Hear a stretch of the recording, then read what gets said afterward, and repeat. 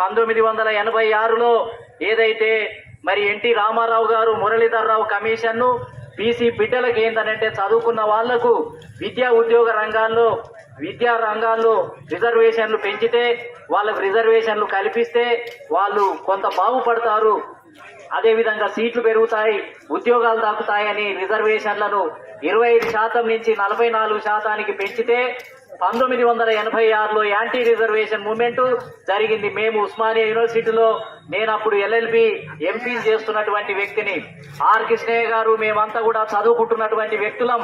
అప్పుడు మేమేందనంటే రిజర్వేషన్లు ఉండాల్సిందే, మొత్తం యాంటీ రిజర్వేషన్ ఉద్యమాన్ని ఎదుర్కోవాలి అని ఉద్యమాన్ని ప్రారంభించాము ఉస్మానియా యూనివర్సిటీలో.